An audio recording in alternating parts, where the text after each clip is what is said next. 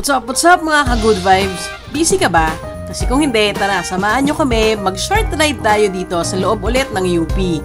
Kasama ko yung friend ko na sabi niya, dito lang niya trip, umikot-ikot. So tara, let's go! Diba? Paliko pa lang siya eh.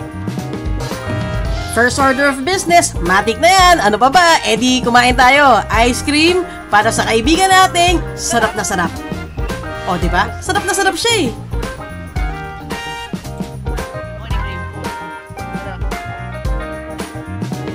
At pagkatapos natin kumain na ice cream, dumiretso tayo ngayon dito sa may mall, sa loob ng UP, dito sa may Robinsons. Mimit natin dito yung isa naming friend na si Tin.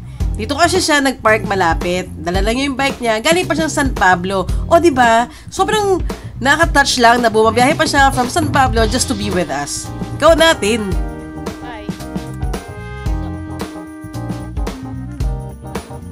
Flex din natin yung mga dala namin bike. Yan kay Ice, yung GT.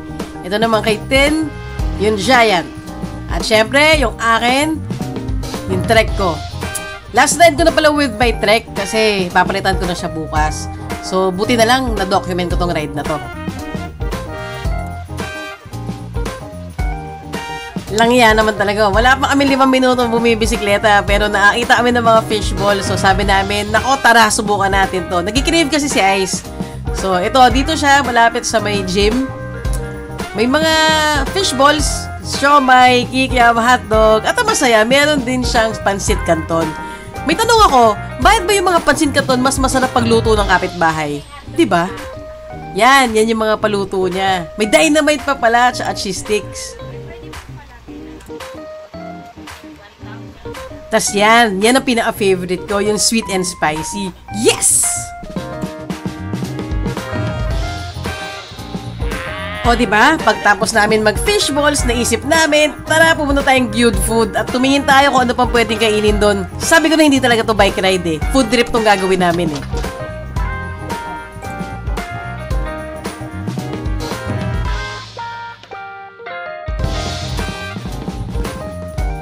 Eh, yun naman pala, magbabike naman pala talaga kami.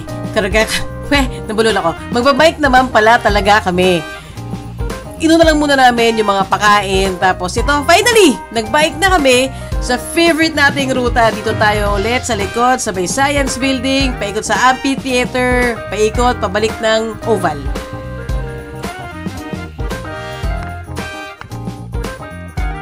Actually, parang asa ng loob to kasi sobrang dilim na. Parang mga 9 yata na to, 9 PM.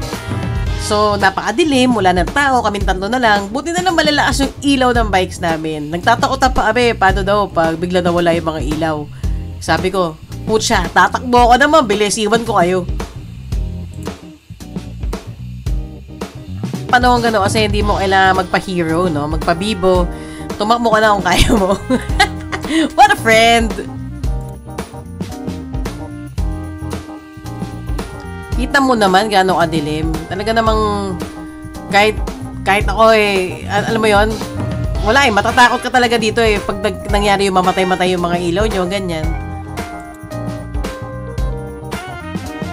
Yun, pagkatapos namin mga 15 kilometers din sa loob ng UP, eh, nagpahinga na kami and we're gonna call it a night. Uwi na din kami, si Tin uwi pa na San Pablo, kami naman diretso sa bahay ko para tumambay. Eh, yung sa akala kong diretso uuwi na kami, hindi pa pala. Huminto muna kami sa 7-Eleven para tumingin kung ano mabibiling kutkuti na pagkain. Sabi ko na talaga eh, nakakataba ang pagbabike. At dahil dyan, dito ka rin tatapusin itong vlog na to. I hope you learned something from this. Kung wala, sana nag-enjoy ka. Until next time, ingat!